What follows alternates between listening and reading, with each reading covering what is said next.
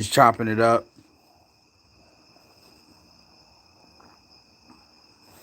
Make sure I don't angle this anyway. First of all, y'all see the title. This ain't really what it's gonna be about. I'm just chilling right now because I gotta let my shit air out for a second. But so I'm gonna talk to y'all for a second. You know, all jokes aside, I know how to spell. I won multiple spelling bees. I'm very good at spelling.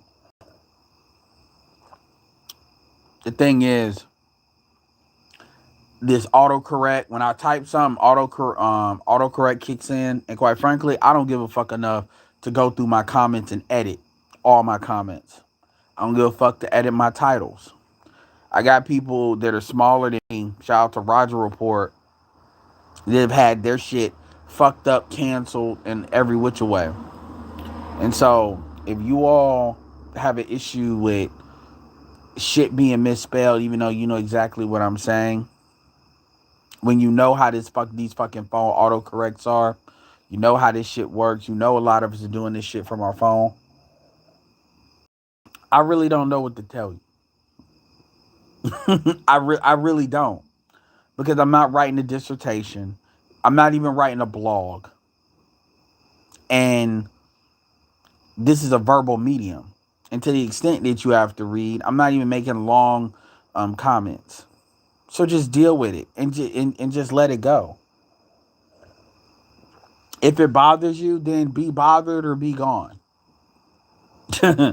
But I just wanted to highlight that. But that's actually not what I'm gonna talk about. I'm actually gonna chill out a little bit. I'm gonna jump on a couple of different topics. Hopefully this will probably be around 45 minutes. So I'm not gonna go on like a monologue. I'll probably talk to you all as you all come in here. I still gotta look at what the fuck is wrong with this phone and StreamYard, because this phone shouldn't be having a problem with StreamYard. And I really don't like the fact that, this looks real like ghetto, you all seeing a camera like this when y'all can just see my face. Um, but whatever. Shout out to I'm listening. That's funny. Shout out to Poor Man's Podcast. I'm not sure if I believe he's not ADOS. I think he said he's Kenyan, but obviously, definitely does the damn thing. And he just hit 100,000, so that's always great. And he's in the what I would call general. He makes manosphere. I mean, it's not even so much what people are in. I mean, at the end of the day, he makes manosphere content. The end. And sometimes people get kind of bogged down on who's in what and who's in this or in that. And the thing that kills me about that is you got a lot of people that they like to say, well, you're in the black manosphere, so therefore I have a right as an audience member to have these like opinions about what the fuck you should do. And, my first reaction to shit like that is to tell somebody to go fuck themselves. But the more productive thing to say is, why don't you create your own channel? One thing that people can say about me is I've definitely demonstrated that if you just have nothing but a stream of consciousness and you have your own thoughts. Now, to be fair, shout out to BGS first. I would say O'Shea second. And I would say Angry Man third. And I would say in the beginning of my channel, I'd say are really close second and third with Angry Man and O'Shea. As far as, people kind of heard what I had to say. I called in the Angry Man stuff a lot. So people kind of got a understanding as to what I thought. Same thing with, obviously people know me from the Coliseum with BGS. Um, and then obviously people know me kind of, from the Rumble, but not really. I mean, I didn't really do the best on the Rumble because when folks want to go on full nigga shit, I mean, I could roast, but I'm not here to roast people. I'm really not. There's really no fucking point. There's no point, and I have better things to do with my time than to be fucking 30, 32 years old roasting motherfuckers online that I don't know and I don't see. That's stupid to me. It really is. I leave that for motherfuckers in their 20s. And when you really think about a lot of folks, you got like motherfuckers that was 40 years old trying to north of 40 roasting. And, O'Shea does that too. O'Shea had like a comedic aspect to it. So, to kind of take the edge off, so it's a little bit different. Um, but yeah, so I'm not gonna act like somebody can just start this shit and then just start running their mouth and all of a sudden get a whole bunch of subscribers. But what I will say is the beautiful thing about this space, Black Manosphere, is you actually can get on a whole bunch of panels, and if you have some really good stuff to say, people really don't have a problem promoting their channel. I mean, the secret is, people have emailed me and offered to pay me to come on my shit, and yeah, I'm gonna take the Cash App money.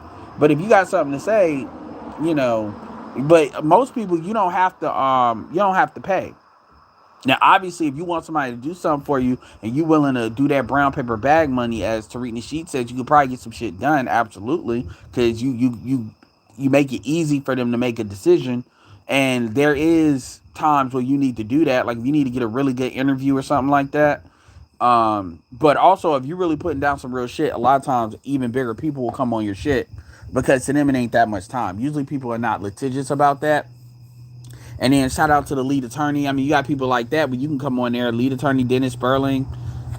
BGS does very good viewership.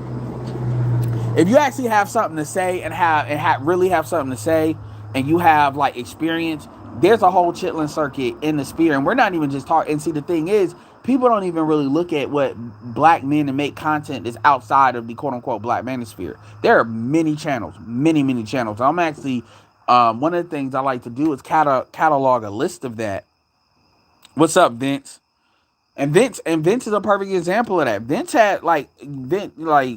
had some real shit to say.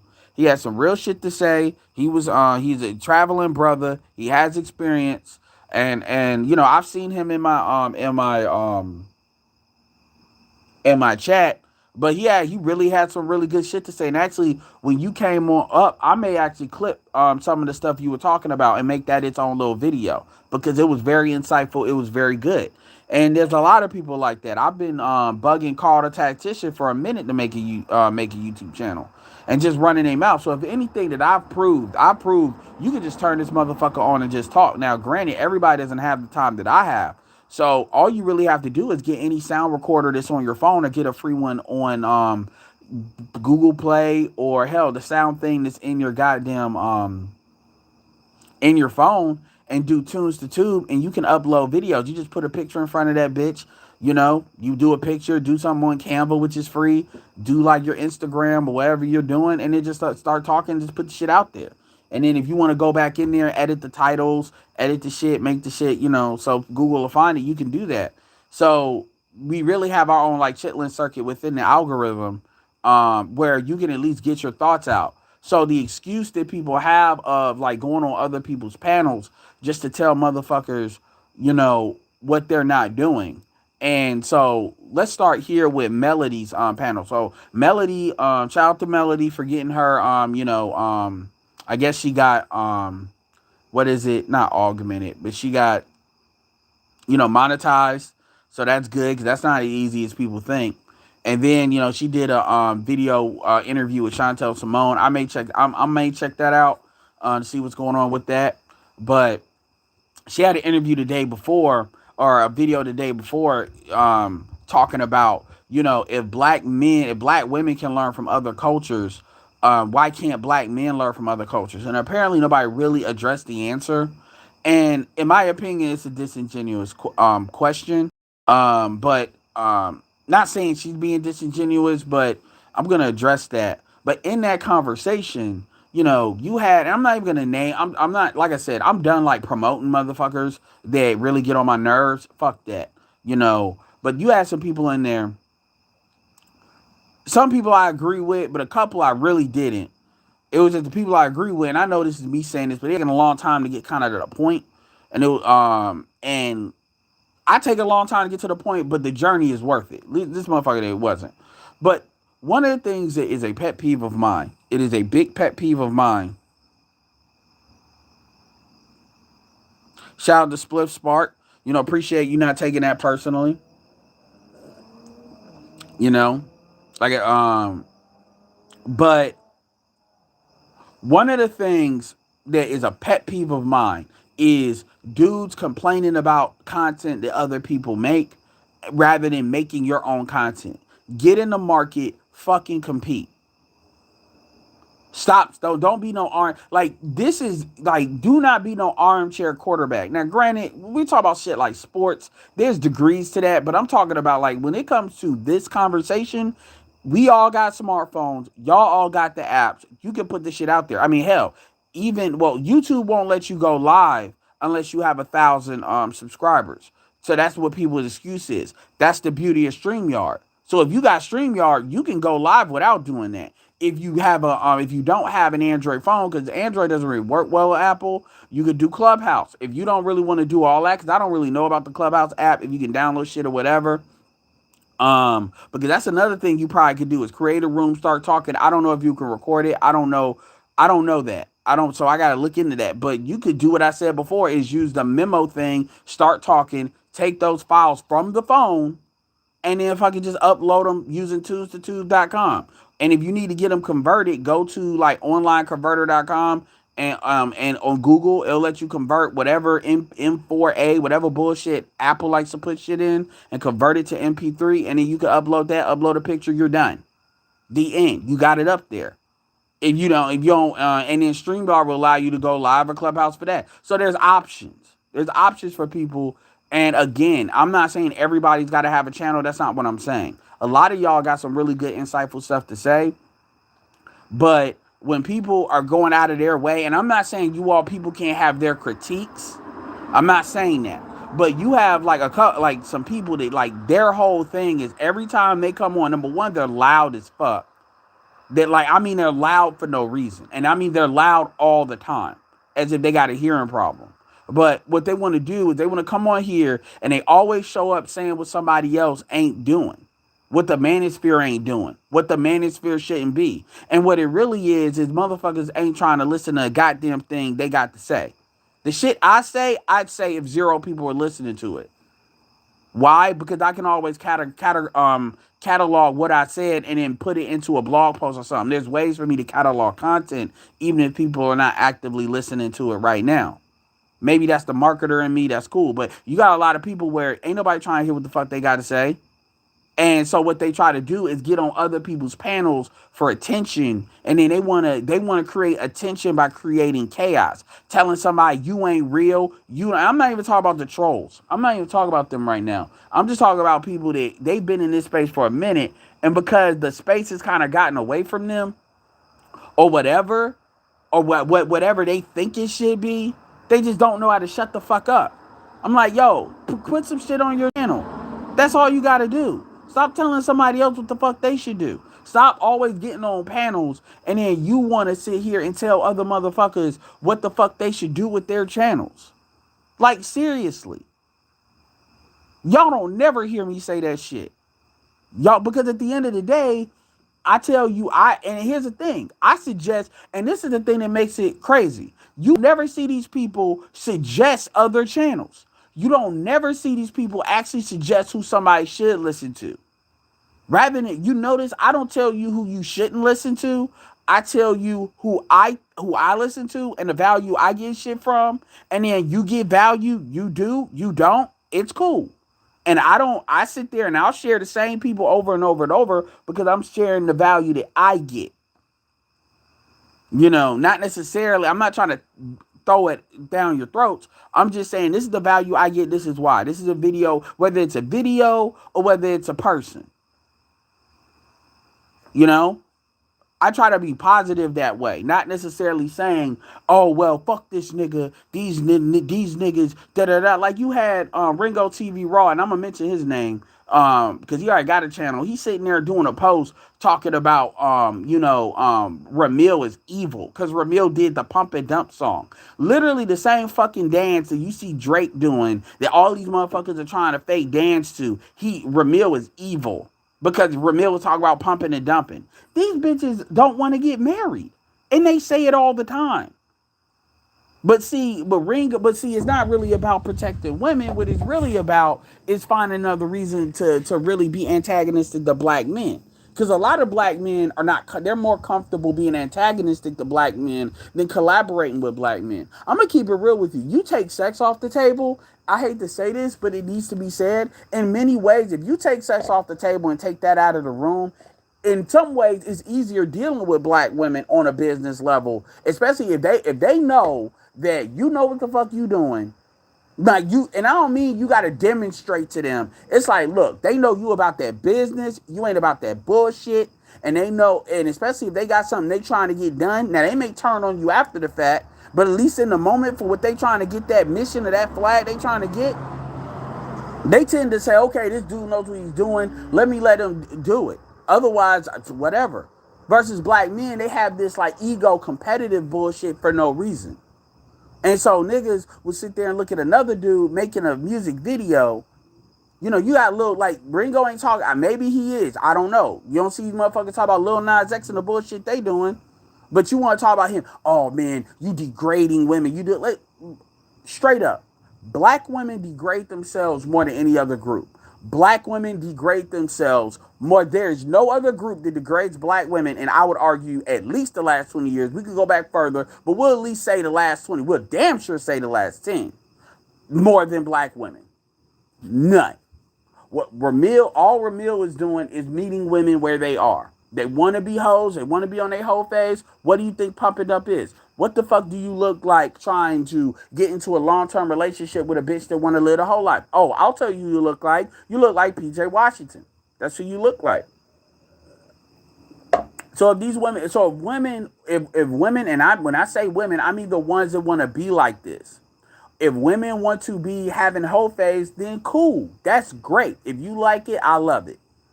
And so people are gonna have a tactic that addresses that. And you got dudes that will go all like, understand something. The women, the young girls or the women, they are being mind raped, and I'm gonna say it just like that, by the female rappers of today. And not only the female rappers of today, but the female Instagram thoughts. When you ask them, where do they get their thoughts from? Reality TV and social media, and usually social media is first.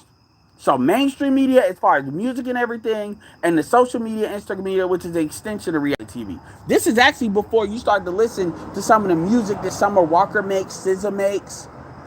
You know, you kind of hear some of the stuff Cardi B makes, City Girls makes. When you actually hear that and understand something about me, I listen. It's not really weird. If you don't like it, fuck you.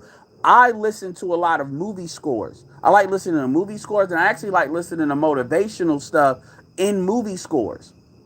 So, you know, I need to start working out more. But when I was doing that more, you know, I listen to that. So you listen to people like Les Brown. I like to find black dudes too. Shout out to Motiversity YouTube channel. There's a couple of really, really good ones. Les Brown, he'll take cut ups of dudes talking shit. You know, Gary V, you know, white, black, whatever, you know.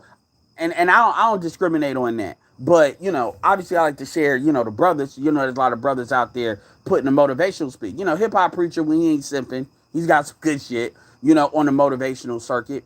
And you do that behind movie scores, especially your favorite movies, or even movies that you may not have thought was that good, but it has scores with it. Really great shit will keep you pumped, keep you going, right? And I like doing that. That's why when y'all saw me play some of that music, I like that shit. I don't necessarily need to hear the lyrics. I'll listen to instrumental stuff like that, and I listen to lyrics too. But you get what I'm saying, you know. And actually, that's really good for your brain because you're not really getting a lot of the words of the bullshit. Now you got people like Big Crit. You got some really good people because I pay attention to what motherfuckers say that I listen to. Now, granted, you know, even if somebody talk about drugs and shit like Rick Ross and some shit, I can see that as a motivational metaphor. So I don't really take that as literal like some people really do. But my point is, you got these women. You got women that they will listen to the crap out of their ears. And shout out for Black Ram. We're going through some of the music videos and going through. I'm gonna keep it real. It's worth it to do a reaction to a music video without the sound. Just look at what the images are. But fuck that. Let's look at the music. That's what people are listening to. When you hear the words some of these females are saying, some of the shit they're saying is completely like witchcraft magical. Talking about I don't need a man to have a baby. You know, and I'm not saying the typical "I don't need a man" shit. I'm talking about they literally are rapping that they SZA, that they biologically don't need a man to have. They don't need sperm to have a baby. Like some of this shit, like they are, getting the bag, robbing, stealing, killing, hustling, manipulation. Just using men and men and keep it real. When you actually listen to a lot of rappers are basically doing what Ramil. They're meeting women where they are. If you want to be a hoe, you're gonna get treated like a hoe. They're not really talking about taking women that are occupying a good girl path and saying, I want to rip you off that path and just whore your ass out and turn you into a thought bitch. You don't really hear a lot of music with that. You may hear these dudes like Drake and stuff talking about, but we already know what you on. You may got a man, but you ain't serious. Remember that song with Nelly, with Kelly Rowland, where he was like, "Yeah, man, you get what I'm saying." I forget the name, but you don't really hear that now. So now with dudes, you hear them talk killing each other, doing all this shit with each other. But the thing is, these women, when you actually look at how the women make they are making the music like black men are like a fucking enemy or a tool. And that's why when you hear what Jackie was talking about, Jackie O, I mean, she's one woman with one experience with her anecdotal friend. So I'm not gonna say that and mean that's everybody, but it's definitely anecdotal what generally what a lot of us see. And just because they don't express it, people are not going to express it outright. They're not going to spell it out for you because there's no incentive in doing that. And the thing is, and then women are actually, and we know men can be influenced by this gangster rap and gangster culture, but women are actually more influenced by shit than men are. So when you understand, because women feel music, men do too, but men are still supposed to be logical first. So it's always that kind of push pull there. Versus women are not logical first; they're emotional first. They feel the world. They don't think the world; they feel the world. So I did some stuff on hypnosis and courses and understood saying trance. I'm not telling y'all I'm a hypnotist or anything like that, but I learned some interesting shit with that. And I'm talking about from people that knew what the fuck they were doing. And understand that even though you may not be putting in hypnosis, you may walking around like a zombie, stuff over time, that shit does manipulate you. It changes. It alters how you think. And you can see in the marketing of certain things, like people don't understand that. And the thing about it is when you don't know how to look for that shit, you are very vulnerable to it. So when people tell me, "Oh, that shit ain't real," those are the people that get manipulated the most because their brain has no like immune system to it. So they just absorb it. And they don't understand where they're getting the shit. That's why when they do something, you be like, "Why you do that?" Motherfuckers say, "I don't know." So my point is, you got dudes that they are more comfortable calling out somebody like Ramil for just playing around rather than the shit that really damages these females and sets them out on a path that's gonna have them fucked and washed for the rest of their life. They don't say that because they already know what time it is.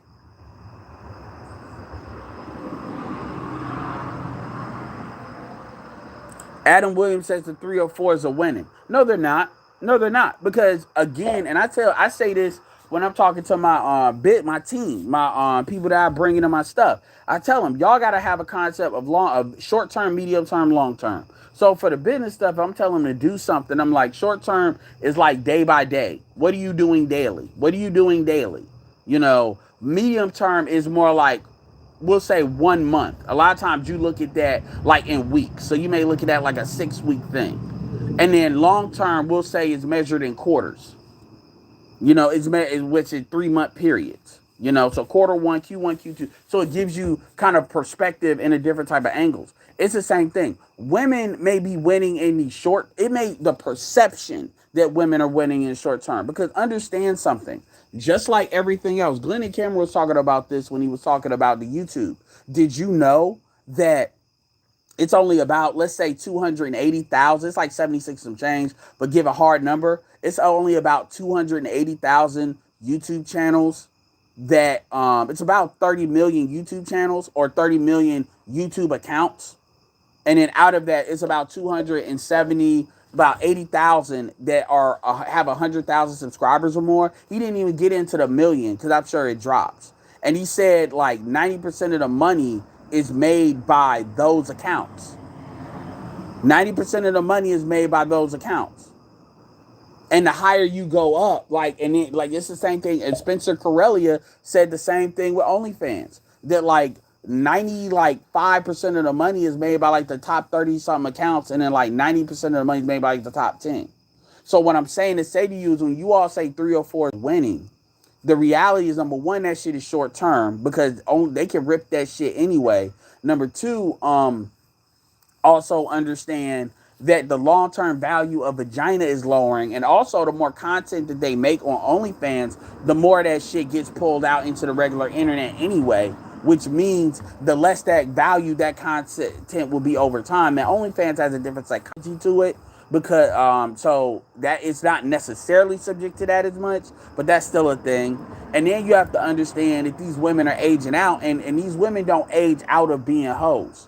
As you can see, they never stop really being hoes. Most of them are just old hoes, and now you got less women coming out of the market, so they're competing with young hoes, which is lowering the cost of vag. That's straight like that.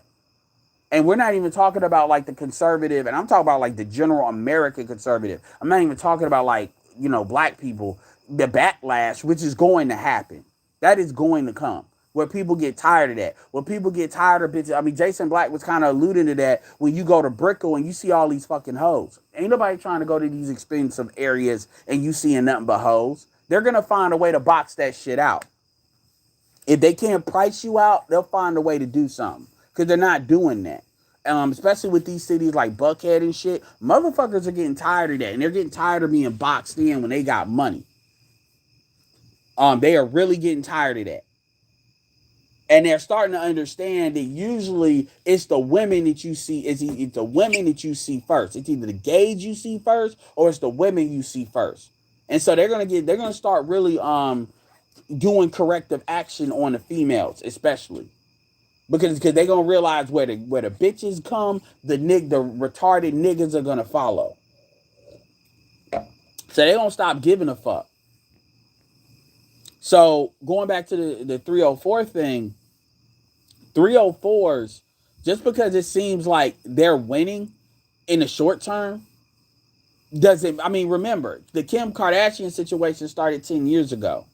Just because it seems like they're winning in the short term, as the more these women just be on some straight diesel shit, the less value it's going to have. You'll have certain women pop up, of course. And I can, yeah. And then it's going to start being a more international thing where motherfuckers will start trying to tap the American market, which is going to also fully degrade it.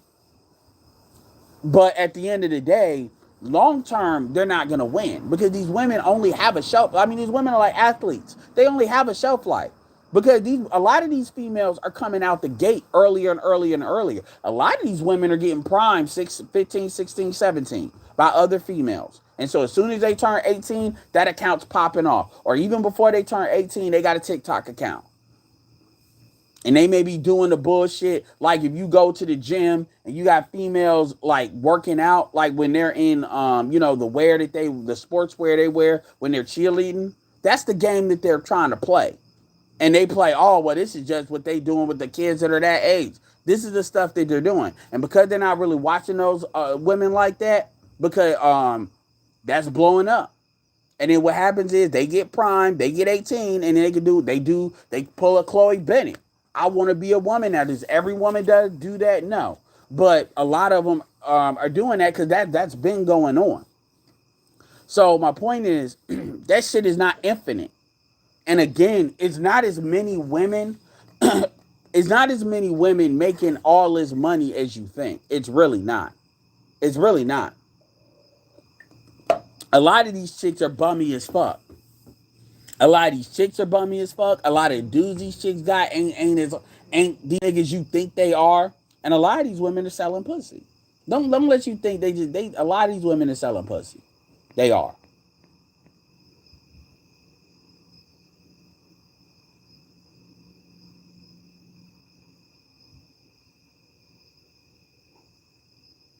And Meg the Stallion ain't making as much money as you think. Don't like Meg the Stallion is really making as much money as you think.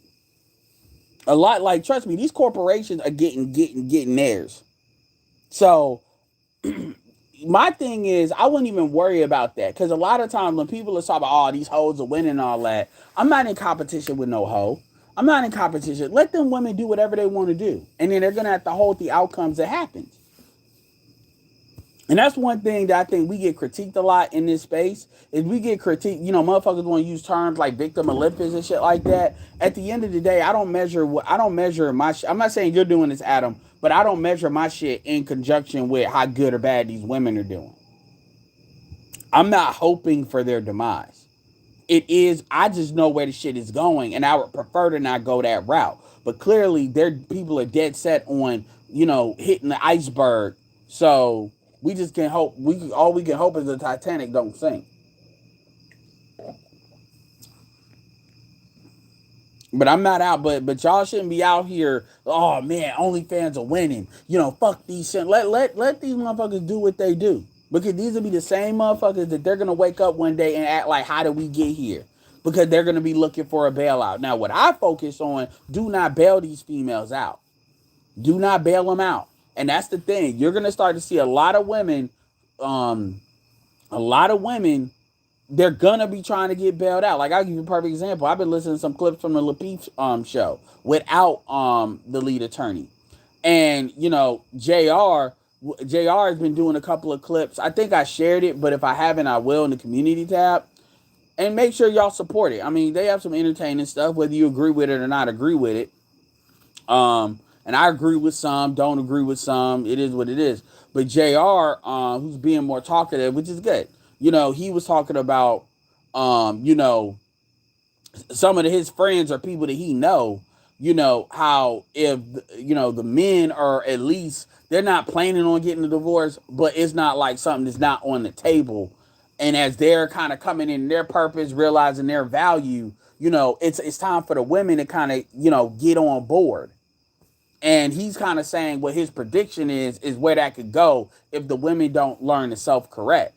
And we've already had this conversation. BGS has had this conversation. These women don't know how to not be who they are.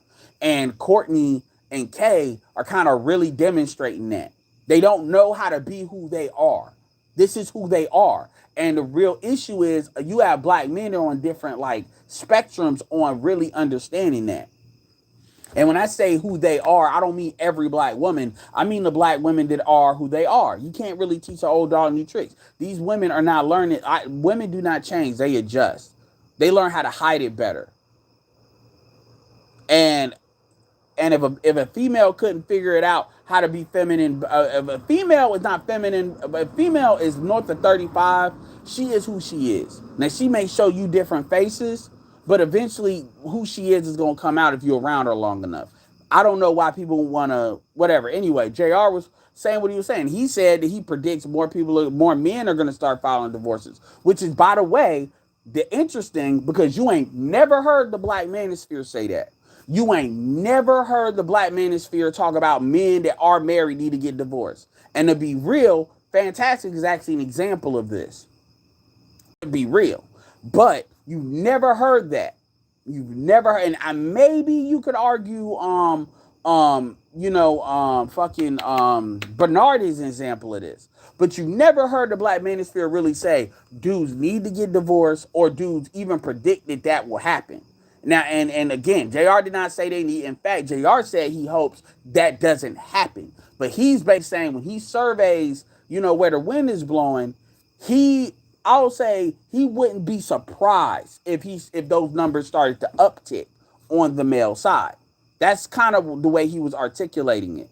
And Courtney just didn't want to hear it. That was starting to really affect her world because the thing is, Courtney, when you look at those dudes are sanctioned dudes, meaning we can't play the they don't cam up, we can't play the are you a troll, we can't play that you're a lame, we can't play that you have no soul. You can't play that game with them. They're there, you're working with them, they're there. So Anton wasn't going against it either, which is what I'm surprised by.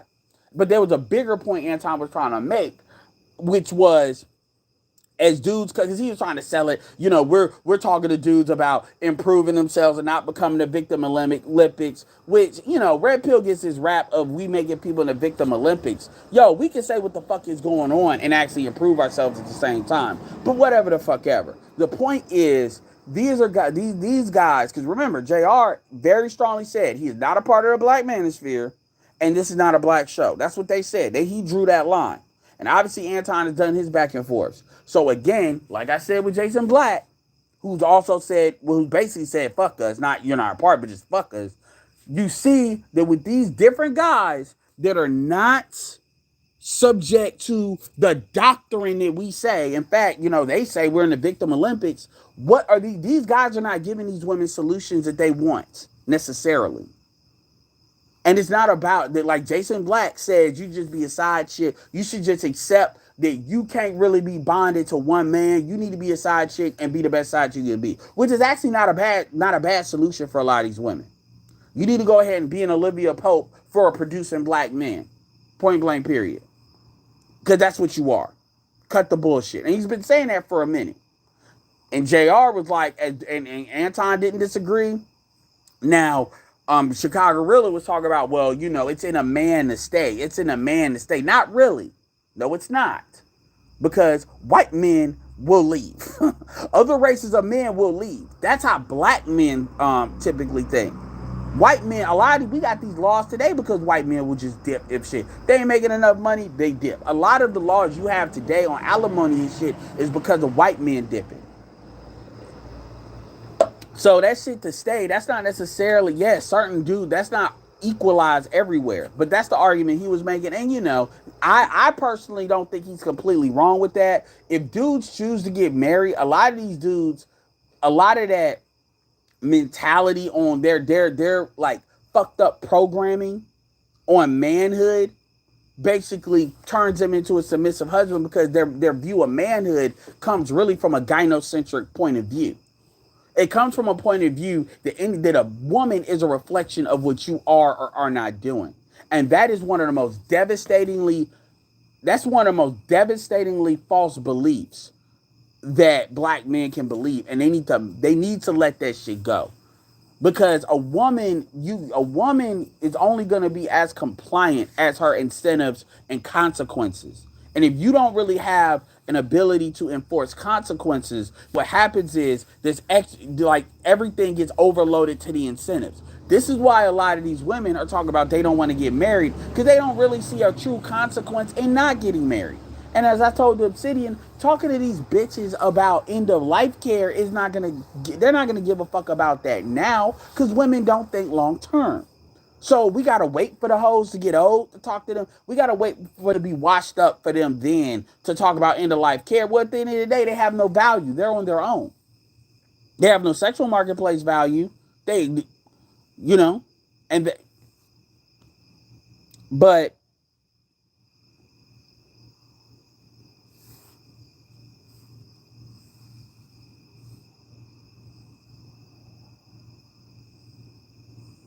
well, you say that John Storm said they've been saying they're gonna saying that the government was going to pull the plug on single moms for a minute, and they haven't done it yet because they know that puts black women in submission. No, that's not accurate. That's not true.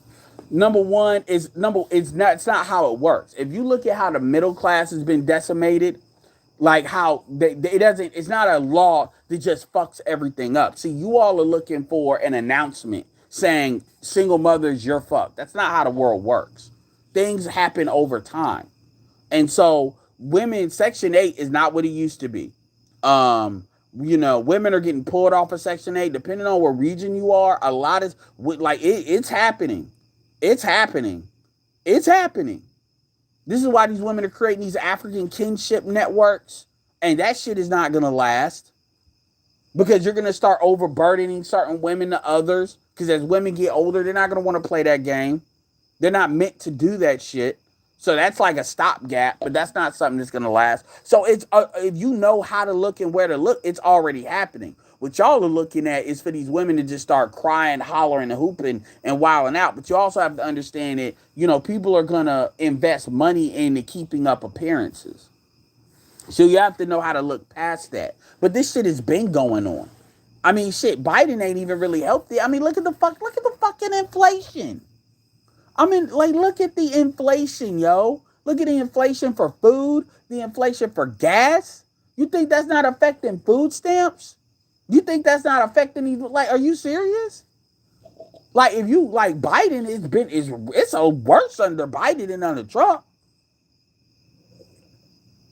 Because the shit Biden's doing is on top of the shit Biden's doing as a consequence of him being in the White House is on top of the shit Trump actively did. So you just got to know where to look. But at the same time, this is not about, I don't measure like black men's success by black women suffering. And the truth is, I don't want black women back. I don't want black women to say, okay, we fucked up because life is hard for them. And now they want to act right. That's not a deal I want to take, because as soon as shit gets better, what are they going to do? They're going to do the same bullshit. That's like the Taliban.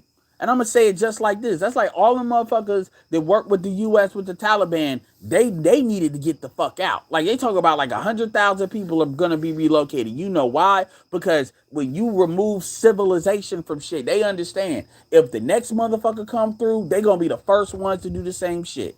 So how do you deal with that? Use your imagination. That's why they were trying to get everybody out. That wasn't just Americans. They were trying to get everybody out, because them motherfuckers, and all of them didn't make it to the airplane because they understood what that was. The fucking president of whoever the fucking motherfucker was, the president of Taliban, he bounced. They knew what that was instantly. So now black men are dumb.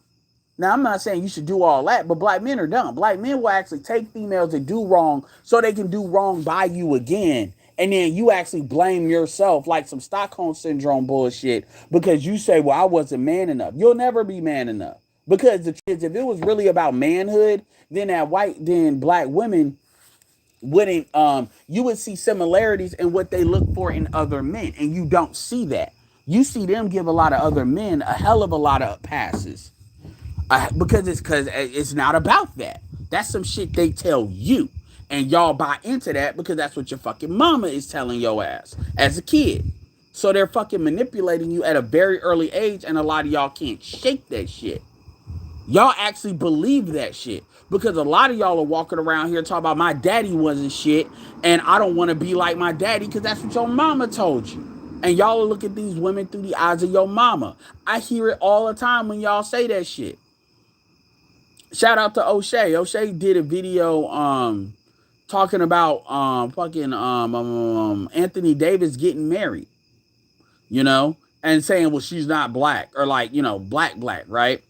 And he you know, it was a good video. I mean, he brought it home, but you know, it was funny because I was like, damn, dude, because he was talking about, you know, and I'm gonna tell you, O'Shea know how to say, like, if you could learn a lot from those celebrity junks as far as how he structures them, and how not just how he structures them, but also like what he says and why. O'Shea always throwing disclaimers in there, so you can maximize the audience, so you ain't turning the females off. And usually he brings it home. Like 9 times out of 10, he'll bring it home. Because it was at first he was talking about, you know, black women have to work a job because they don't come from wealth. And I was like, oh my God, okay, so you really about to pull they can't rest in their femininity and they can't focus on a man because they're trying to, you know, they're trying to work their career. And I'm like, if anything, they should want a man. They should want a man more than anybody else because they need to do that. It's like every other group doesn't come to that conclusion. They're the only ones that come to that conclusion based on that stimulus, that stimuli. But he brought it home, and he was talking about how, you know, he may not like it, but at the end of the day, he can't make these dudes, you know, he can't tell these dudes what to do. And at the end of the day, black women are going to have to compete. And my argument is, I'm like BGS. So what? I don't care about your story. I don't care about your story. Black men have it harder in this country than black women. So there's nothing black women can really tell me that's going to really make me give a fuck about why you do what you do if I don't like it. I don't care. I don't care about your story. The other argument was somebody was trying to make was they were trying to say that, well, black women don't treat black men like other races because black men don't do for black women like other races do for their women. That, number one, that's actually not true. When you take white people off of it, that's actually not true. That's actually not true. And this is why, and like, rather than going through that endless argument, I tell them, well, you date them motherfuckers then. Because if it was really that there was nothing wrong with you, then you should just sub out the black man and then go ahead and live like anybody else. That shouldn't be a problem. But see, the problem is you want to be who you are and somehow let somebody other group accept that. And that's not going to happen. So you want to be who you are, which is, in your opinion, for what you say, predicated on struggle. But at the same time, you want the benefits of other groups without really giving like, so a man is supposed to pick your ass up without you really reciprocating. And this is why most women don't hop, which is why I tell you all to force their ass out. Don't even argue with them. Tell them date out then. And at the end of the day, when people say black women feel, they don't have to feel like they gotta compete. But at the end of the day, you don't have to deal with them. And see, I don't say that to say, because everybody likes to put this in saying, I'll give you a perfect example. Like Anton said something, and he was talking about how, yeah, the way I'm raising my daughter, she ain't gonna be for y'all. You know, that elitist bullshit he likes to put. But if you get past that, he's basically saying, I'm raising my daughter to understand, basically be class first. It's kind of like some Obama shit. You know, how his daughters deal with black men of a certain, or men of a certain class, and so that's going to be what that's going to be, and it's not a lot of black men at that level. I'm not saying that's what he was necessarily saying, but we know where that story, how that story usually ends, right? And the thing is, that works in reverse too. So my thing is, yes, you're right, that does work that way. Men can accept that, women can't. That's the thing. This stuff is not as complicated as people like to make it out to be. Men can accept that men have to compete. Men can accept that men have to compete with non-black men for black women, especially if their eights are up. Black women can't accept that. And see, what really it is black women have a culture shock. See, the truth is, black women, they can't stand black men so much that they expect other women to view black men the same way they view black men, because they don't really understand that how they view their men is actually a mental disorder. Shout out to David Carroll. The way that they hate their men, the way that black women have a deep resentment and hatred for black men, that is an issue. That is not, and that is a personal problem. And they don't understand how that negatively affects them, absence of black men. Because the truth is, black men are only subject to that bullshit to the extent that they're willing to be in proximation of you. If black men decide, and see, and that only works because you got a lot of niggas, again, the dear mama syndrome, the guilt, the ego. Because I'm going to tell you, I deal with black women all the time. I'm not dealing with bitches like that. If you show me that, I'm not gonna be around you. I'm just not. I'm not about to play with you. I don't give a fuck what that pussy doing. I don't give a fuck what that ass is doing. This is like, and see, to me, and maybe it's because I got control over my position and where I'm at. You know, I always assume y'all could do the same. I forget y'all are in zones that, like, y'all really can't get away from black people if you wanted to. And so a lot of y'all are like in this kind of pincer movement where you all are talking from a perspective of everything is around you. See, that's not me. And I'm not saying, I'm actually in a mixed area. I'm around more black people than I'm not. But at the same time, I'm not dealing with nigga shit. And that's not to say that I won't deal with street dudes, but it will, deal with street people, But if you start showing signs of nigga shit, I'm gone. Like, I mean, real, because I know how fast that shit can switch up.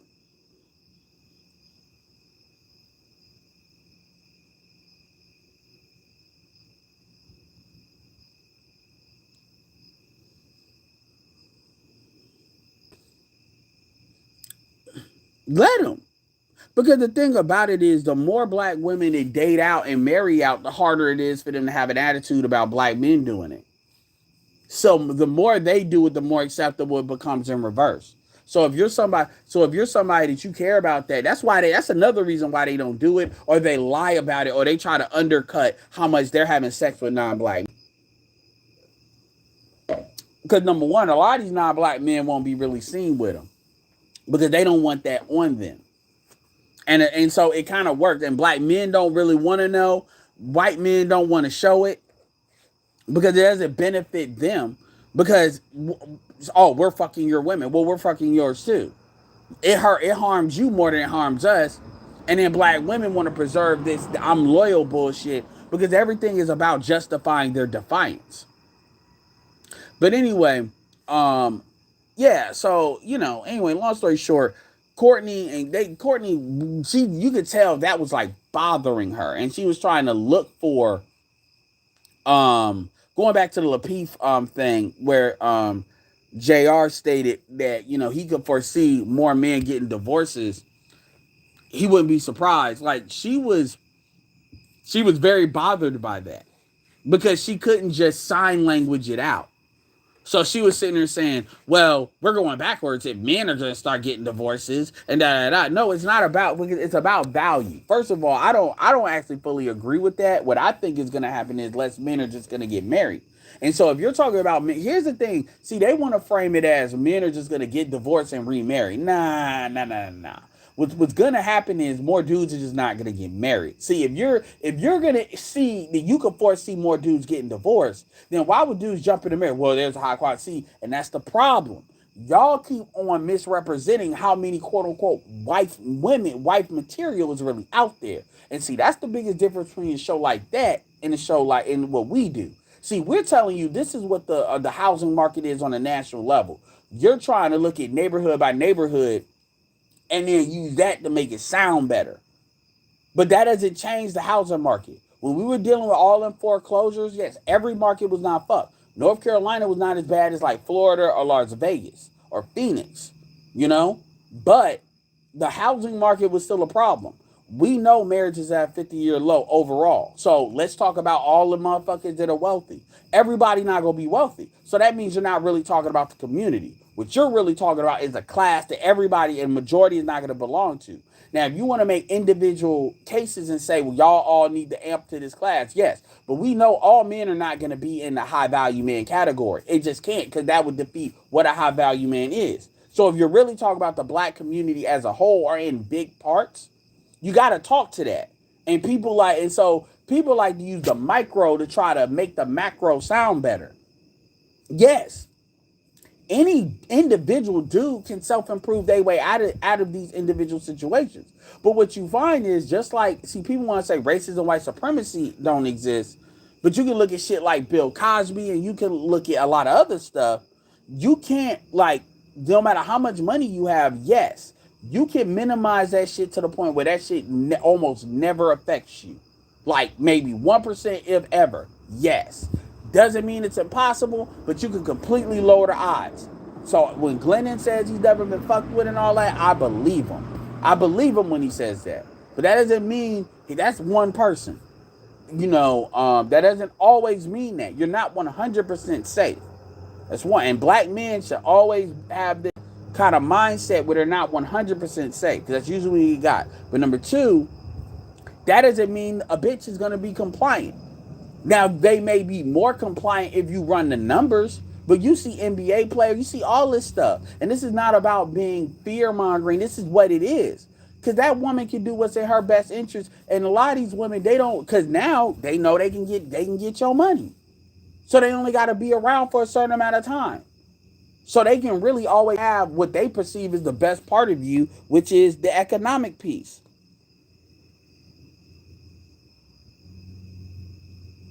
Yeah, Adam, I agree with that. But I'm not gonna say the shit don't exist. Now it may, but anyway. But yeah, and that's why people try to say, well, you got a certain amount of money, then the women can't do this. But see, okay, but we're not making individual conversation. I'm not here to coach individuals to say all y'all individually need to do this. I'm here to speak on the overall shit with the black community because the individual shit is, and see, if you're talking that shit, that's SYSBM. Even if you stay fucking with black women, that's SYSBM. Because that means you're prioritizing your individual concerns over the community, which is not. I'm not saying it's bad. This is why I often say SYSBM hyper individualism. So we put that in its proper category. And pro black is like the opposite.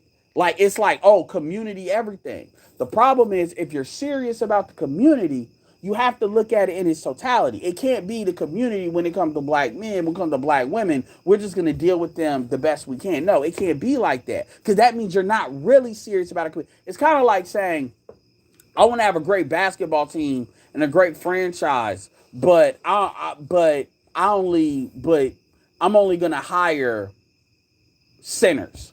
I'm not gonna hire any other guards or any guards or anything. You're not serious. And this is the game that people like to play because a lot of people are just getting money. When you look at the church, when you look at pro black movement, they're just getting money, and this is their shtick. And some of them may have genuine admiration to do some real shit, but they don't know how to get out of the bullshit loop. And there's varying degrees of the bullshit loop, but they don't know how to get out of the bullshit loop. They just don't. They just don't. So they think somebody outside of some shit is just gonna come in this bitch and just fix it. That's not what's gonna happen. And you see, even the Nation of Islam falls into that. So anybody like Kevin that just says, I'm gonna say what the fuck it is, point blank, period, what happens? Motherfuckers, dudes wanna critique the shit. Because they like, you need to coddle these. No, you don't. You're not helping them by coddling them. Because they're not getting no younger. When these women get north of 40, that's it. Now they may try to reinvent themselves and do whatever the fuck they can do. That shit is them coping. It's like saying you got cancer and it's gonna be terminal. It's just a matter of if the shit's gonna be 2 years or 10 years. That's coping. That's coping. That's what you're doing. And black people and everything, a lot of shit with black people is about coping. It's about coping. It's about not addressing what's there. It's about how can we like nullify it so it don't matter, but pretend it ain't there. How that elephant is right there. How can we make it so we paint it so you don't really see it, and then tell everybody you just not supposed to talk about it?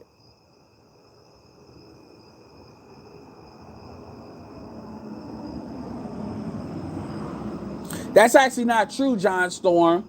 That's actually not true, John Storm, because I've heard mad bus drivers say that you being SYSBM is not necessarily defined as not dating black women. So for instance, you can date non-ADOS black women. That is not what necessarily defines it. But now when they ask him, that's what he says. Oh, well, SYSBM is not only defined by interracial dating. I've heard him say that more than a couple of times. And I'm going to keep it real with you. Look, man, I understand that he came up with save yourself black men. I get that. But let's keep this all the way 100. Everything is a matter of degrees, okay? Everything is a matter of degrees. And see, one thing that black people don't understand, that non-black people do, is at the end of the day, it's about the core of that concept. It's about putting yourself first. It's about saying, I'm not going to allow a community that I don't control or I don't influence a motherfucker. They're going to do what the fuck they want to do. And they have told me that in every way to dictate what I do. I'm going to put what I want first, period. That comes first. No questions asked. That is the core of it. Now, what manifests out of that is up to what that person believes. But if you say, well, I'm pro-black, meaning I'm pro put blackness, this concept of blackness first, you're not SYSBM, you're right. And if the reason you're dating black women is because you have this obligation, then okay, you're right. But if you say I date black women and because I'm sexually attracted to them, that doesn't necessarily mean that. Now, we obviously understand that those things, that and being pro-black, tend to go hand in hand because we know what the rhetoric is. But I don't like to get into motherfuckers telling people, oh, wait, this ain't, let me tell you something, and I'm going to be very clear here. when people come in my chat, I'm not talking about you, John. I'm just saying in general because I've had this situation where people will come in here and they'll tell me what SYSBM is, or they'll try to hold me accountable. That ain't this, that ain't this, as if I'm not an intelligent person and don't understand that things have its degrees to it.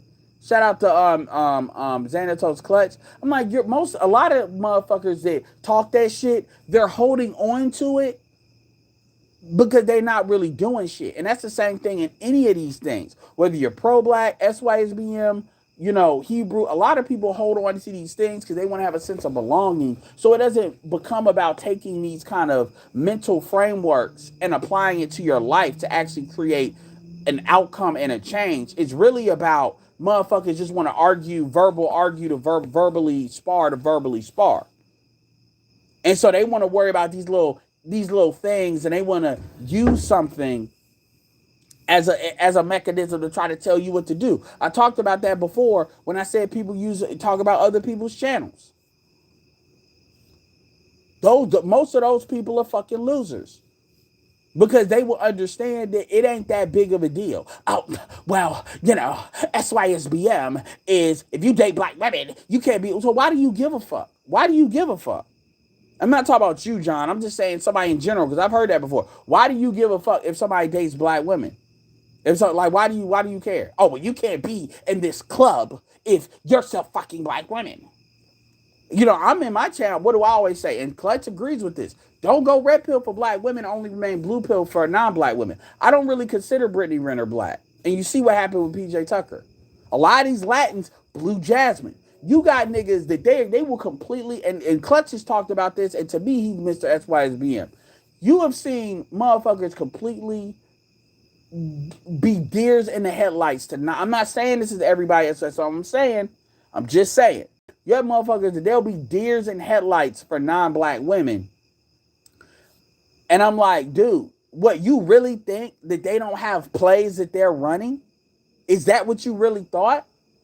And I get the idea that dudes, they are so thirsty for femininity, that shit can blind them, which is why I talk about that and address that, which is another reason why I tell dudes they need to go overseas so they can kind of get acclimated on that shit because they don't understand the damage or what they've actually been through.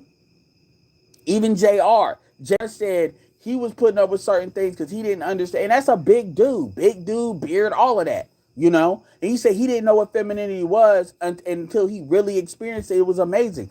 Some dudes, they will just completely get frozen because they don't know how to handle it. No, John, I'm not jumping down your throat.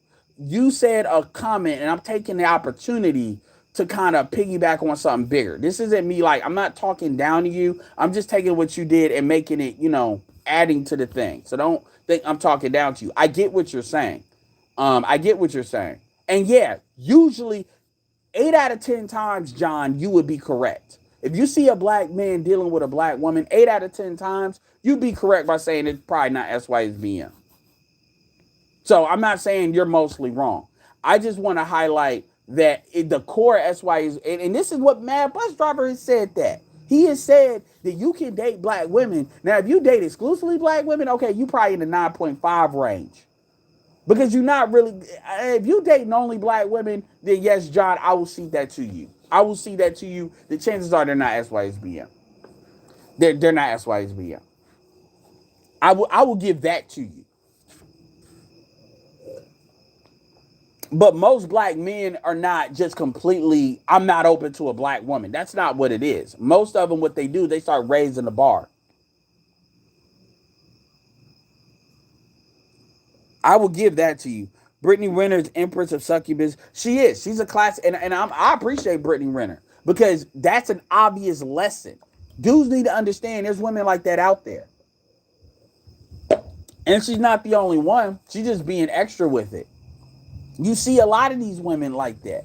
And a lot of these dudes, I don't know.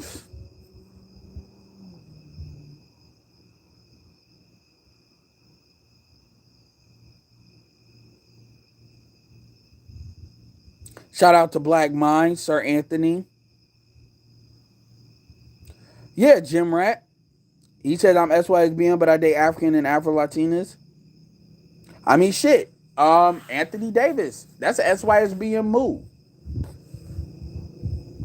And I was like, O'Shea was talking about, well, why this? And I get it. He's making a video. So, but, people always ask, well, why this? Why that? And my first reaction was like, bitch, if you still asking the same, y'all been asking that, why do black men do what they do for like goddamn like 30 years now? Maybe you need to fucking shut the fuck up and actually listen and actually hear what somebody is saying. Because women, why? It ain't for you to know because clearly you don't care. No, well, cool flip. What people would I'm this. I won't say this is a simple quote, but people be bullshitting when they be like, "Yeah, man, I want a woman to want me for me. I want a woman to, it ain't nothing like that sex when she just is in lust with you." And I'm like, that's the same bitch that you turn into a baby mama. I don't know why y'all be fronting.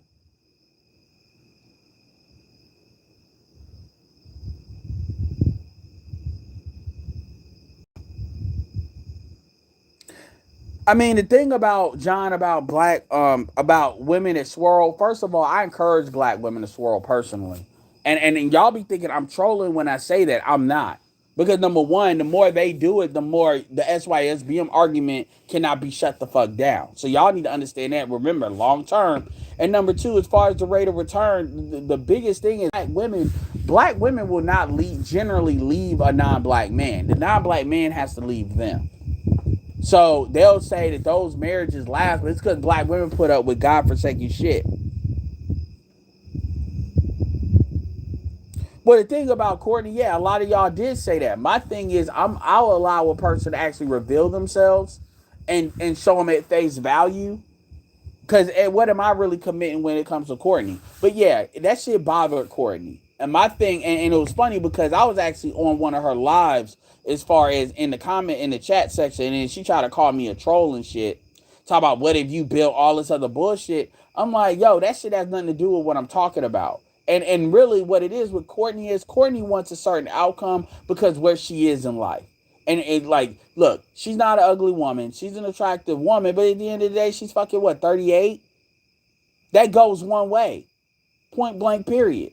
That goes one way. And remember, she's 38 now. That means she was like in 2010, 2011, she was 28. So that means she was playing from pretty much from 2005 all the way to now. She had what it is. What it is happened. It's just like, man, it's like NBA players. They go broke after 5 years. You had your career. Dudes do it. A lot of y'all have y'all career. And what we want to do is terraform the dating market to try to make dudes guilty for basically going younger. Like it's like now you got women like as you see Beyonce turning 40, Kim K 40, Jennifer Hudson 40, all these women, fucking Trina 44. What do you have? You have Normani is coming out, Chloe Bailey is coming out, her sister Haley's coming out. It's a new class. And see what black people tend to do is we hold up these old motherfuckers forever rather than doing what the Latins do, and they just start replacing Ariana Grande, all these. You start replacing them. You replace them, and that's the shit. That's the ecosystem. But because we're in a gynocracy, these women can't let go, and these other women ain't gonna deal with it. Say what you want to about fucking Young Miami or whoever that bitch was on City Girls, but Diddy, these men are going younger. And see, black men have this thing where we uplift older women, and that is some mommy shit, and that shit's gotta stop. Whew. Anyway, so, all this shit is sexual politicking. And that's another reason why I promote it. Because when you understand it's all sexual politicking, you understand it's not genuine. The shit, no, these women don't care about the community. They care about the community like white people care about America. If America ain't white America, they will be the first ones to drop that flag and put another flag up. Black women are the same way. If the community ain't working for them, they are the first ones to try to bolt. That is point blank, period. Those are facts. And the thing about it is, as you're starting to see, there's a reason why I celebrate guys like Poor Man Podcast, why I celebrate guys like the Lead Attorney.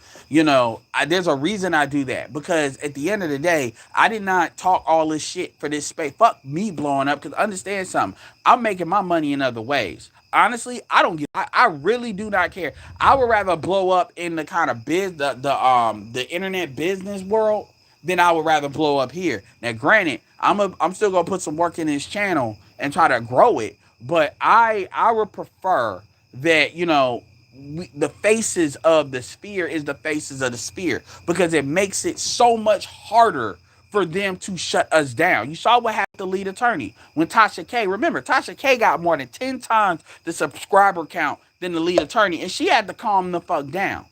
Now that shit would not have happened a couple of years ago. You know why? But you know why? Because you see the Lead Attorney. He's 6'3". He has the look. He has the look, the presentation. He has the career. Apparently, he's retired. He's retiring or kind of sunsetting his career. You know, and it's harder. You can't say, oh, this is a faceless person. You can't say, oh, this nigga, and she tried to say it. He ain't getting no pussy, no vaginal. She looked like a mother.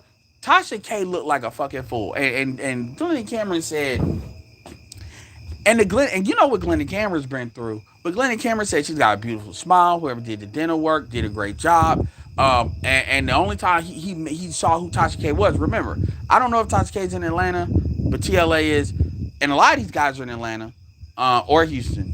What did he say? What did she say? She saw a discharge, all that. The point is, that shit, she looked like a monster. And I'm not talking physically. I'm just talking from a spirit. Like, when you look at her, she looked like she was possessed. Especially if you're used to watching her. If you're used to watching her in the, on her show with the lighting and the presentation, when you took all that shit out, she looked like she was possessed on some The Conjuring bullshit. And it's like, goddamn, this dude just did a segment and he's 60,000 and the shit wasn't even blowing up like that. And I get it. She was afraid because she knows she fucked up. That's real fear. And she understands, like most, how she could be on the other end of the shit that she did. She does. And it is what it is. That's the game. But that shit looked bad. That shit looked bad. That shit looked so bad. And that's why she gave that kind of pseudo fake apology. It looked so bad. And then on top of that, it's a lot of sisters, quite frankly, just ready to get at her for what she didn't do with Kevin, because they mad about that. And so you're dealing, and shout out to Obsidian. Obsidian is growing, and I'm glad Obsidian has put a lot of work in. Especially somebody retiring, put some real work in. I'm glad. I like seeing older dudes get the digital money. I am glad. And whether people agree or don't agree with what he said, because I know Pablo, had his opinions, and he has every right to have his opinions. And I'm not saying I disagree. I haven't seen the video still, but let's say the shit he is simping for Courtney. It doesn't matter, because the thing about it is, Courtney, you see, it ain't like Courtney is able to sneak under the radar. Her shit is coming out. It's coming out. And so, like, every interview can't be. Sometimes you got to get what they say on record. Every interview ain't about, like, tearing somebody apart. You got to get what they say on record. You can always make a video about what they said. An interview is not about. See, y'all want a debate. An interview is not a debate. It's not. And a lot of these guys, like Lil Big Nate and them, because they were talking about people got pulled down. It's because that's not what and I get it, it's Obsidian, so I could get why they thought it was going to be a debate. But everybody ain't there to debate. And quite frankly, that shit did not serve Obsidian well, and he knows that. So Obsidian told you, he's trying to do it for money, and so he changed the tactics. And obviously, so his mission statement is altered. He wants to force a conversation. And you have to understand, long term, Obsidian will have a better ability to force a conversation if he has a bigger following. And the truth is, Obsidian ain't gonna be as bad as the roommates in them. Obsidian is trying to be that alternative voice. And y'all got to understand that's not always going to come in the way you absolutely want it to come. And if Obsidian ain't your cup of tea, there's other dudes you can support. Like Lead Attorney is damn sure check some of these female women, but at the same time he brings them up. And we can't be the Sith Lord. It's like the Sith Lords where we got to be like the ruler to Sith. We can't be like the Sith Lords where we just got to have the glory and glory to take everything out because they always get beat. We got to be smarter than that. And this is not about y'all acquiescing to anything. Do what y'all need to do to put yourself in position. Y'all know me. I'm telling you, I ain't bailing out no fucking body. I ain't bailing out none of these random bitches.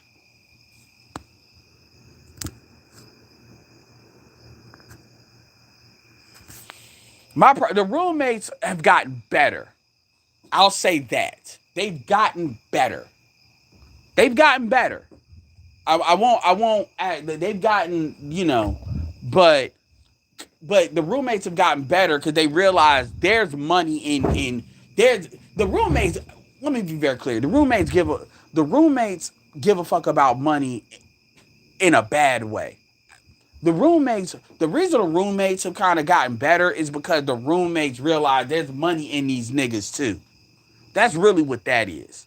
And Fresh and Fit has shown that. So it's not, but they're about money. That's what they're about.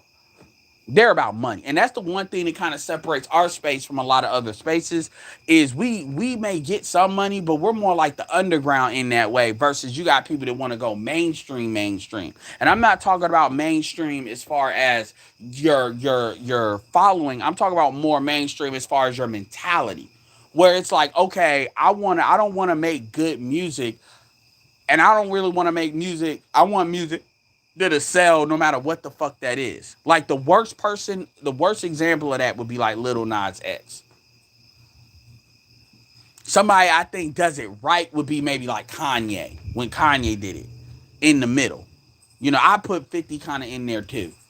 I put Lupe Fiasco kind of in there too. But actually, Lupe he was mainstream, but he still kept it real with himself, even when that ultimately, fucked him up in the game. So what so every content creator is over 100. It doesn't mean they're not mainstream, or it doesn't mean that they're like have a mainstream mentality. But the roommates have this mentality where they're looking at it from the business standpoint, and that dictates what they do. They're not really looking at it from a mission statement standpoint.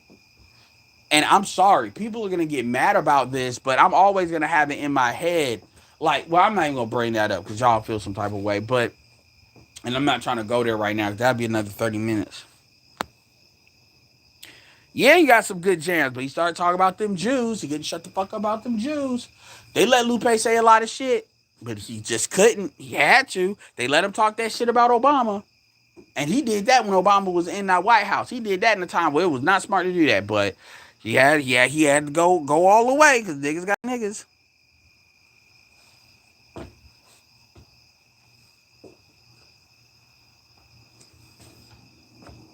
But the thing about it is, Tiana Trump is attractive. But I mean, when you go overseas, Tiana Trump is. I'm sorry, Tiana Trump is a dime a dozen.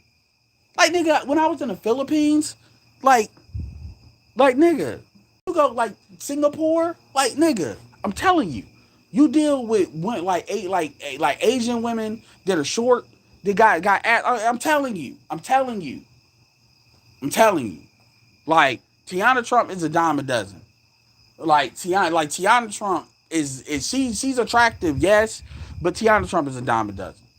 And I'm not trying to say every bitch is attractive overseas. But what I'm saying is that shit, Tiana Trump don't stand out like that. That's what I mean. She don't. Brittany Renner damn sure don't stand out. Brittany Renner stands out because she got an ass. Honestly, Brittany Renner's face ain't all that. You could tell that she looked like a white girl in not the best way when she was coming up. And Brittany Renner is a chick that she basically got denied probably when she was young. So that's why I think that's where her villain origin story comes from.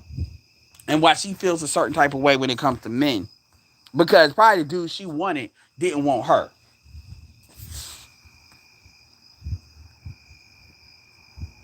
That's funny.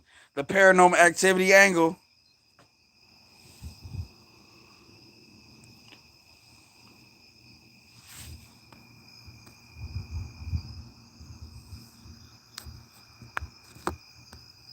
Yeah, I would gravitate more towards Tiana from look standpoint, Tiana Trump than Brittany Renner. And Brittany Renner has technically a better body, but like man, I'm gonna tell you something. Y'all know what it is. Y'all know what it is.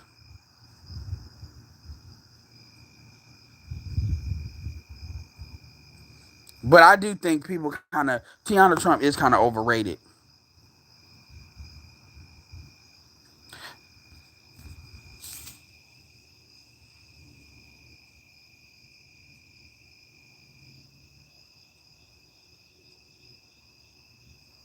Oh I actually think yeah, then there's no comparison. I mean, Tiana Trump has just had the bodies. I mean, Tiana Trump has the experience. I mean, Tiana Trump is known for her abilities. Brittany Renner is not.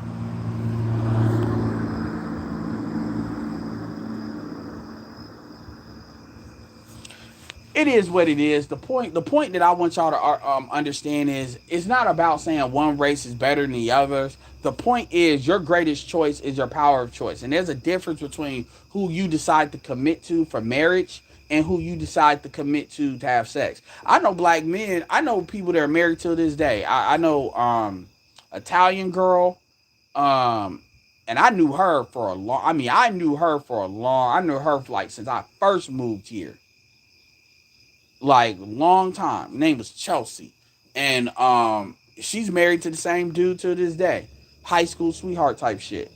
And I knew her way before she met him, and so it is what it is.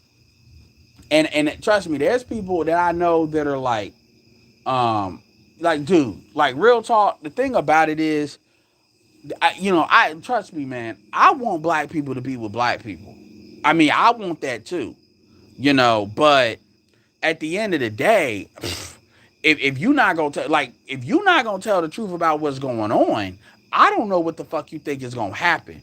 That's my issue. I really don't understand that.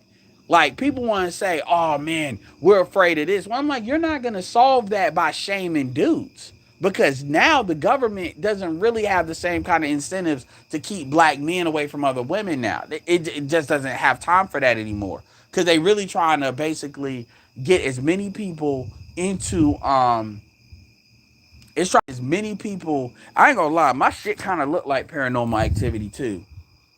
Like when you look at some of my shit, it's kind of have it like that. Now that I think about it, but they trying to get as many people into that people of color shit as possible, so they can probably change the racial hierarchy.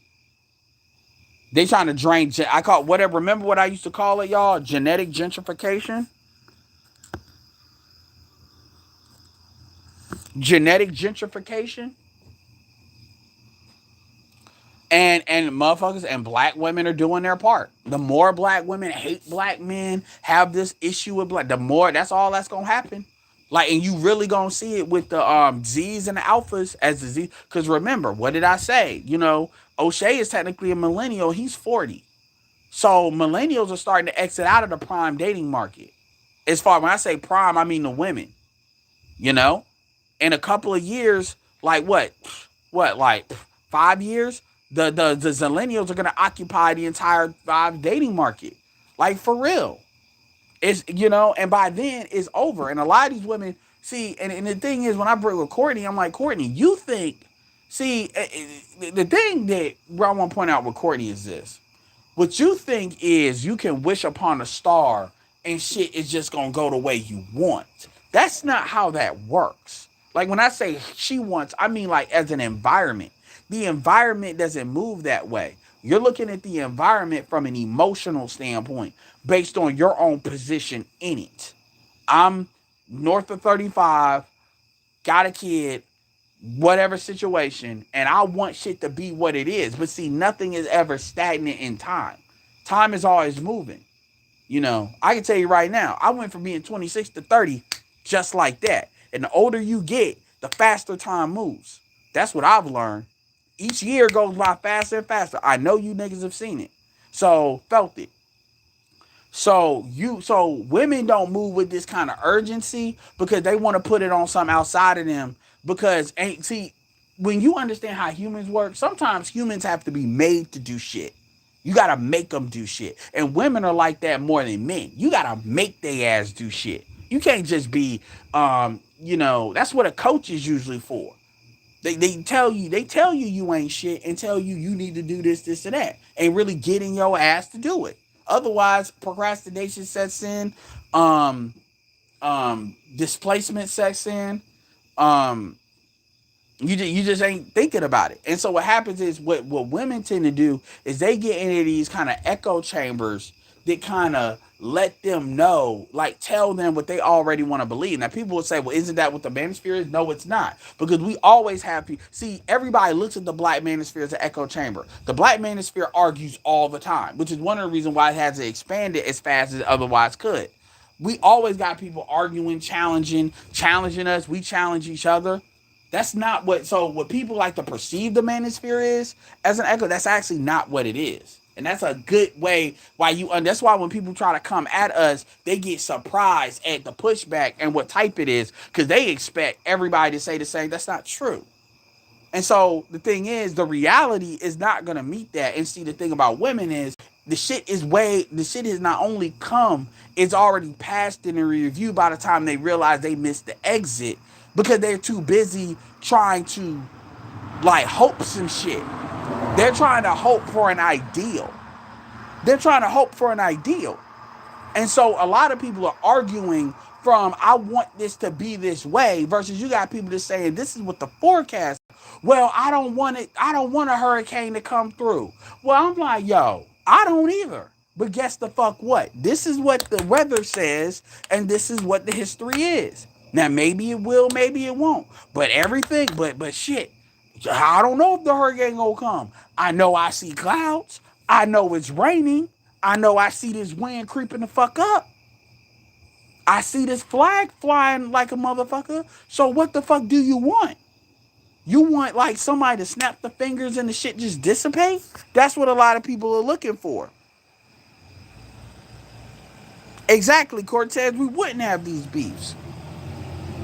Yeah, that's what I was looking for. Jai complacency.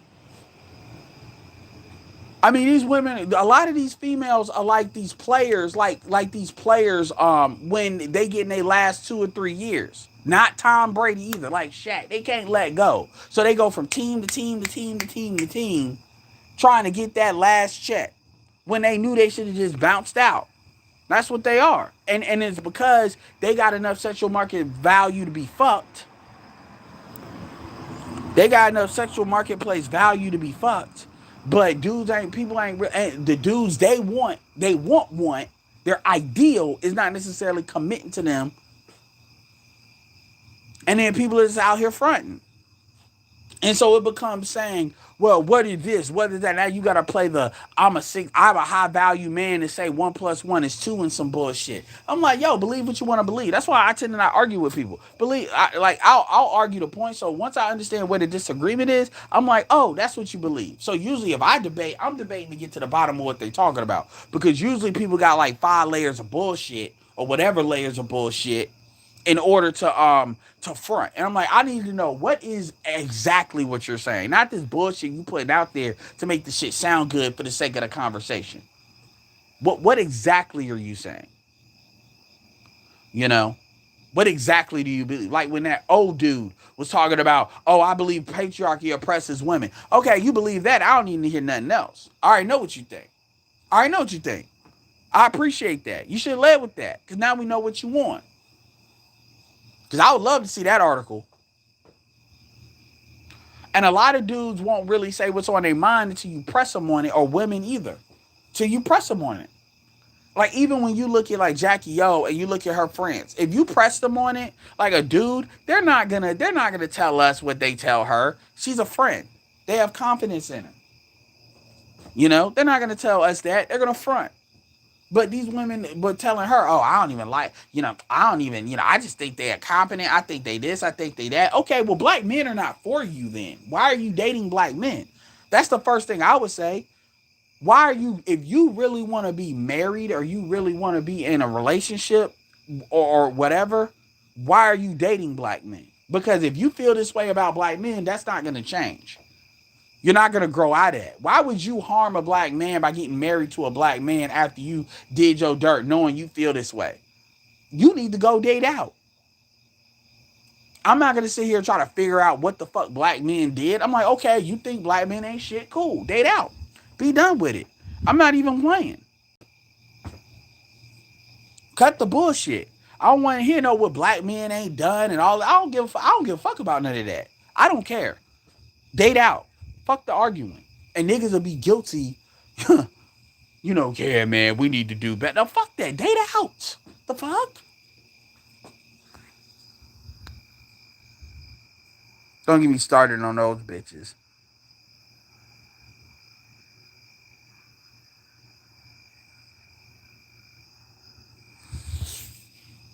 But yeah, man, these motherfuckers, they wanna they wanna believe in their fucking like, happy ending. They want to believe in their happy. So we had these arguments because y'all like what will you do? So it was funny to me when he was saying that, and he was just really giving a forecast based on his own what he kind of saw. It was an opinion, and she did not like this shit. Well, men are gonna not get married. Well, you don't know what these dudes are gonna do. Number one, you don't know. Just like I don't. Now, personally, I don't think that a lot of these dudes are going to divorce. What I think is gonna happen is a lot of these women are gonna leave because this whole shit is so strong, and you already seeing it. Another thing too is, like I said before, a lot of dudes are just not. If we're now starting to have a conversation, if you start to see dudes get divorced, I don't understand how you think dudes are gonna get married. Well, what about the high value dudes? Good luck, because how you know the high value dudes are marrying you? Now, Obsidian will say, well, the high value most men that make six figures are marrying black. Okay, yeah, you want to play that game?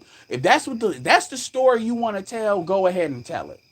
If that's the story you want to tell, is that these dudes are just picking black women, no matter what black women do, which is essentially what's being said. And that's if you can even consider them black women, because that's when you start to deal with the mulatto shit. Okay, tell that story. Tell that story.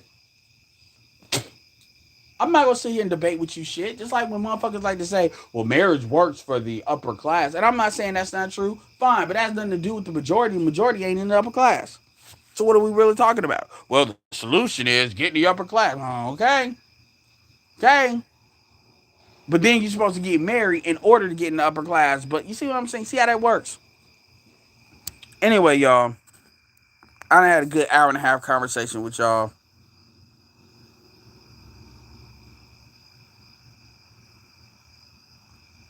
No, they talk about Birmingham, Alabama clutch. I don't know what the fuck they got the Alabama. And those little twins are demons. Okay? Those little twins are demons. That's some shit. That's some Tales from the Hood bullshit. This shit they doing. Number one, you take all that makeup and shit off of them and look at what they look. Those motherfuckers are like gremlins. And I'm not even saying that to play them. When you look at all of the death and violence that surrounded them, that tells you everything you need to know.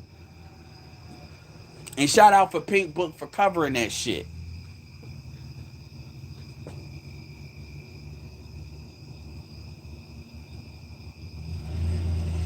I don't know. I'm not looking at the chat, Xanatos. But anyway,